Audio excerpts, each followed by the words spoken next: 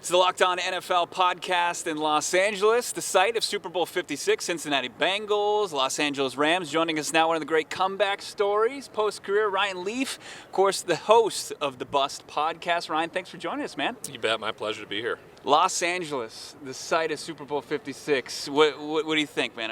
Are they doing it right out here?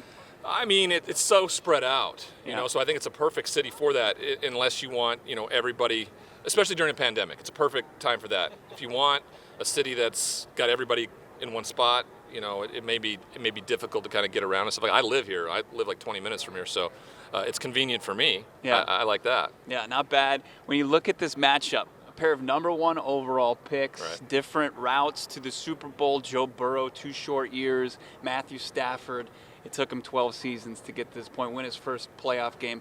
Heavy expectations to turn around. A couple losing franchises. You faced that yourself when you got into the league. What's more impressive to you, the quick run to the Super Bowl like Joe Burrow or Matthew Stafford? I think they're both really impressive. But what Joe Burrow has been able to do, right? No one expected this. This was a 4-win team from a year ago. Yeah. They were picking first overall 2 years ago, right? And Joe Burrow gets taken out of his first season with a knee injury. So no one expected that at all, except for Joe and everybody in that locker room, I think. On the other side of things, I think when you go out and trade for somebody like Matthew Stafford, there was a ton of expectation. So I don't know sometimes whether it's harder to do what no one expects you to do or what everybody expects you to do. Because even in this game, there's no expectation for Joe Burrow and Cincinnati to win the game.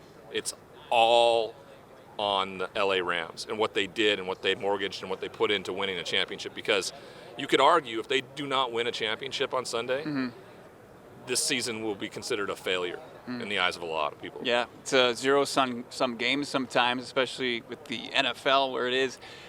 Lessons you learned when you see a not cocky, that's the wrong word, confident kid like Joe Burrow. Do you kind of get scared? Do you ever hesitate when you look at a guy with that high of confidence?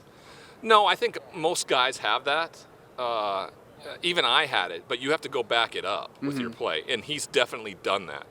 So I think there is fear in the eyes of people when they're facing Patrick Mahomes, when they're facing Josh Allen, when they're definitely facing Lamar Jackson, and they have that when they face Joe Burrow. When you added Jamar Chase to the mix, that combo made for a very difficult night's sleep for defensive coordinators all over the NFL. Yeah, some high-powered offenses for sure. When you look at the other weapons, the playmakers in this contest, you've got Odell Beckham Jr., you've got Cooper Kupp, the incredible season he had, Jamar Chase in his first season, taking the top off every defense he faces. Who impresses you the most?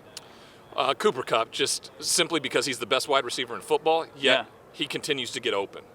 I mean, that's when everybody in the whole stadium knows where the ball's going, yet he still finds a way to get open, and Matthew Stafford gives him the ball. I mean, both touchdowns to Cooper in the NFC Championship were situations where you were like, okay, they're going to Cooper.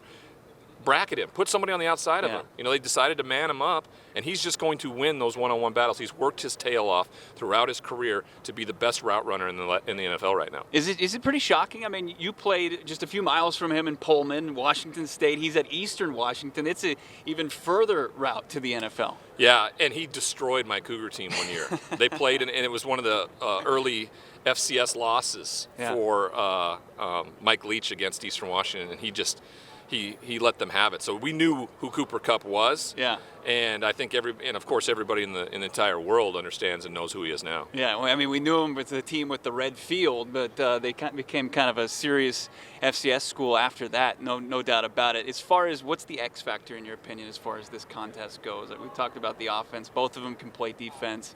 Is it not even an X factor? Is it that big number 99? How do you combat a guy like Aaron Donald?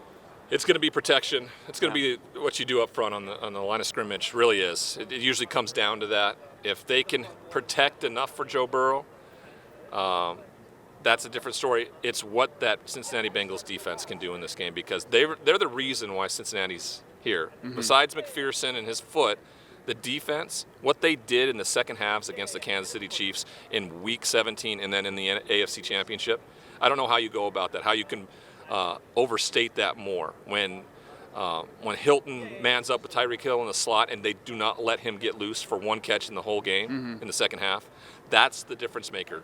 You got Trey Hendrickson getting after the quarterback, Sam Hubbard. Those are going to be the storylines, I think, when you get late in that football game. Bust is the podcast, the host, Ryan Leaf. What storylines are you talking about most this week? This week we're talking about the storylines around Matthew Stafford and the decision that the LA Rams made a year ago, right, to move away from a quarterback that got them to a Super Bowl. Mm-hmm. But because of people like Josh Allen and Patrick Mahomes and even Justin Herbert and now Joe Burrow, you have to have a quarterback that can get you past it. And you may be in a situation where you have a quarterback that misses one throw in the Super Bowl, a la Jimmy Garoppolo, and you're looking for something new.